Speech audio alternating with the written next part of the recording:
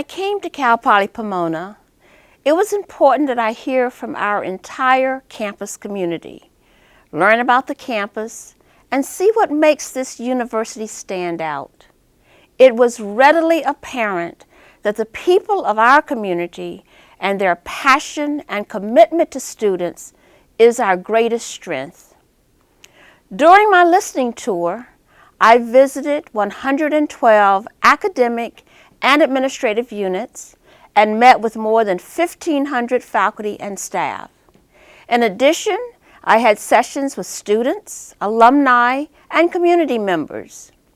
Many spoke of their passion for Cal Poly Pomona, and many asked tough questions. I appreciated the tough questions, and I tried to provide helpful answers.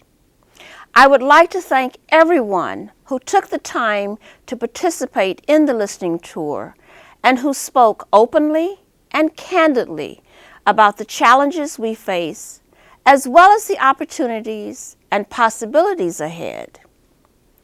As I mentioned during fall conference, the purpose of the tour was not to produce a to-do list, but rather it was a useful tool to help effectuate change and to give substance to the perspectives we hear about. It is in fact a strategic guidance system. However, there were some challenges that required immediate attention and were quickly addressed. We made practical changes that will help improve life on campus, and I want to thank everyone who contributed to these changes. For example, many students talked about the need for improved Bronco shuttle service. They were right. We added a new stop by the Arabian Horse Center and updated the shuttle hours to better match with the Foothill Transit bus schedules to reduce wait times as much as possible. Some of the questions I received were about salaries of individuals of the same classification but in different divisions. We're looking into individual concerns of potential inequities and are working to address any issues. In addition, we've just begun to respond to staffing vacancies. Throughout the listening tour, it was clear the students wanted to take summer classes to expedite their time to graduation, but were deterred by the cost. So last summer, we offered self-supported classes at a rate that's more on par with the state rate that is paid during the regular academic year.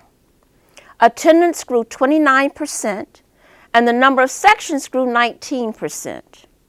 This year's summer session will continue that tuition fee trend and expanded course offerings and sections. I also heard from members of our transgender community about the need for restroom accommodations.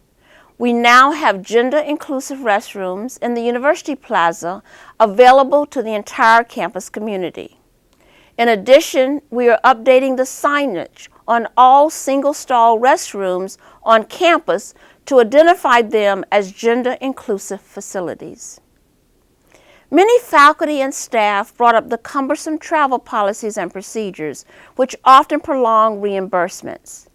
In response, we launched the first creative solutions and process redesign effort to reimagine our policies and procedures. A committee formed last April mapped out the process, which is no small feat, and with the assistance and expertise of our Industrial and Manufacturing Engineering Department, we now are working on revising the policy and incorporating best practices and technology. Transportation was also one of the major themes. I witnessed firsthand people sitting on the ground, unprotected from the elements and waiting for public transportation. The new bus shelters on Temple Avenue are a major improvement. We're looking to add more and continue to make improvements to lighting. We are installing 20 additional bike racks and 3 fix-it stations with air pumps, one near the brick, another near the marketplace, and a third in parking structure 2. To reduce the congestion entering parking lot F8, we relocated the visitor parking booth.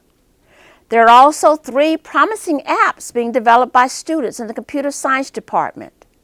They will address parking vacancy and ride sharing and will track the Bronco shuttle.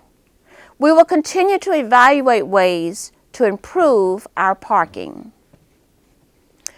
One of the major initiatives we are undertaking is developing a multi-year funding model.